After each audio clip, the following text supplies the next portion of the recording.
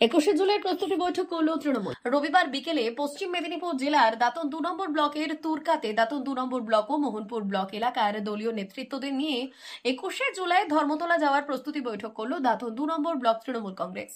এদিনের এই প্রস্তুতি বৈঠকের মঞ্চে একই সঙ্গে দেখা গেল মোহনপুর ব্লকের প্রাক্তন মানিক মাইতি ও বর্তমান বিক্রমচন্দ্র প্রধান, এই দুই ব্লক তৃণমূলের সভাপতিকে। প্রস্তুতি বৈঠক থেকে দলীয় নেতৃত্বদের নির্দেশ দেওয়া হয় 21শে জুলাই কলকাতা ধর্মতলায় শহীদ স্মরণ সভায় যাওয়ার।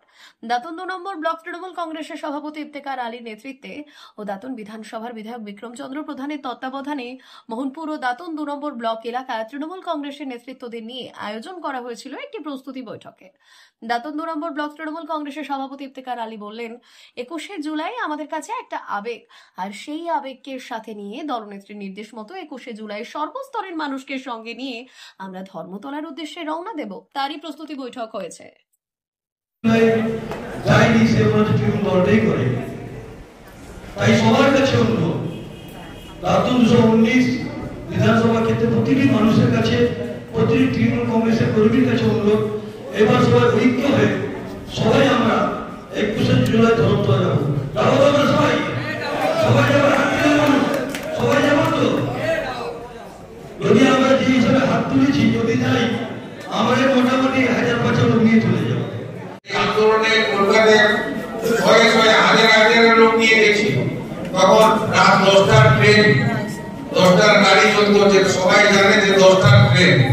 সেই 10টার ট্রেনে আমরা লোক ভর্তি করে নিয়ে যেতাম। একদম জলেশ্বর থেকে দাঁতন নেগুর শুনিতে আমরা উঠতাম। তাতে দাঁতন 2 লোকেরাও দাঁতন এবং নেগুর শুনিতে তারা উঠতো আমাদের সাথে। আমরা খড়গপুরে নেমে সারা জেলা আজকে আমরা ফার্স্ট লোকাল ধরতাম। সে দিনের রায় নেতৃত্বে ফার্স্ট লোকালে আমরা লোকাল ভর্তি করে নিয়ে যেতাম। আর রাস্তায় আমাদের সঙ্গে ঝগড়াঝাটি, তর্ক বিতর্ক হতো। সিপিএম এর যখন কোঅর্ডিনেশন কমিটির লোকেরা তারা ট্রেন ধরে অফিস যাবে, দেখে ট্রেন একদম ভর্তি, তারা ট্রেনে উঠে আমাদের সঙ্গে তারা ঝগড়াঝাটি করতো। আমরাও ছাড়তাম না, তখন বয়স কম ছিল, আমরাও তাদের সঙ্গে যুদ্ধে দিতাম। তো সেই অবস্থাতে সেই অভিজ্ঞতা এখন স্মরণ করছে। সেই কষ্ট আজকের দিনে কর্মীরা কেউ এই কষ্ট করে যাবে না। সেই কথা বললে বলতে না, রাত জেগে যাওয়া যাবে না। রাত জেগে যাওয়া হতো, বাড়ি থেকে চাল ভাজা ব্যাগে ভর্তি করে নিয়ে যাওয়া হতো। রাস্তায় ভোরবেলা নাচ বেজে হাওড়ার প্ল্যাটফর্মে চাল ভাজা খাওয়া হতো। আর বড় গড়ির নিচে আমাদের ঠিকানা ছিল, সেখান থেকে জেলার মিছিল বেরোবে, সব ব্লক থেকে লোকের পৌঁছালে বিশাল বড় মিছিল নিয়ে আমরা হাঁটতে হাঁটতে যেতাম। হয়েছিলেন তার মধ্যে উপস্থিত ছিলেন আমাদের দাঁতন বিধানসভার সদস্য সভাপতি বিধায়ক, আমাদের মোহনপুর ব্লকের সভাপতি চন্দ্র বিক্রমচন্দ্র প্রধান। এটা আমাদের কাছে অত্যন্ত গর্ব। আপনারা প্রত্যেকেই জানেন যে আমাদের পাশাপাশি কান্দারে আগামী দিনে বিধানসভা নির্বাচন আসছে। নিশ্চিতভাবে তিনি 21শে জুলাই থেকে খুব গুরুত্বপূর্ণ ঘোষণা উনি করবেন, আমরা প্রত্যেকে অবগত নিশ্চিত হব। তাই সবাইকে একটি কথা বলবো যে আমরা 21শে জুলাই নিশ্চিতভাবে বৃষ্টি ওই দিকে হয়, শুভক্ষণ শুভ দিন, যেহেতু বর্ষাকাল, আমাদেরকে প্রত্যেককে যে যার সামর্থ্য মতন, যে যার অঞ্চল, যে যার ব্লক, যাতে মানুষজন যেতে পারে, প্রত্যেককে আমাদেরকে সদা সর্বদা চেষ্টা করতে হবে। 21শে জুলাই প্রস্তুতি সভা দাঁতন 219 বিধানসভা ক্ষেত্রে আজকে এই মিটিং ডেকেছে। সভাকে দায়িত্ব দিয়েছিল বিধায়ক, মোহনপুর, দাঁতন 2 এবং দাঁতন 1-এর একটি অঞ্চল, অঞ্চলের প্রধান, উপপ্রধান, অঞ্চল প্রেসিডেন্ট, ধর্মাধ্যক্ষ ডেকে মিটিং। সব অঞ্চল সভাপতি, সব প্রধান এসছেন। হ্যাঁ, আমার ব্লকে, দাঁতন ব্লকে 7টি অঞ্চলের অঞ্চল প্রধান, অঞ্চল সভাপতি, একজন অঞ্চল সভাপতি মানে অসুস্থ হয়ে পড়লেন, মেডিকেল নেওয়া গেছে, বাকি আমাদের সবাই এসছে। কি বার্তা দেবেন সাধারণ মানুষকে? যে 21শে জুলাই প্রচুর সবাই করে আমাদের ফ্যাক্টর সংগঠন, SC ST সবাই এসেছে, আমি খুবই খুশি। মা ওয়েলফেয়ার ফাউন্ডেশন নেশা মুক্তি ও পুনর্বাসন কেন্দ্র, বিজ্ঞানসম্মত আধুনিক পদ্ধতি ও অভিজ্ঞ চিকিৎসকদের দ্বারা চিকিৎসা ও কাউন্সেলিং করানো হয়। নেশার প্রবণতা থেকে বের হওয়ার জন্য চাই সৎ ইচ্ছা। এই নেশাসক্ত ব্যক্তিদের নানান সমস্যার সম্মুখীন হতে হয়। তারা চাইলেও এই পথ থেকে বেরিয়ে আসতে পারেন না, হতাশ ও একাকিত্ব বোধ করেন।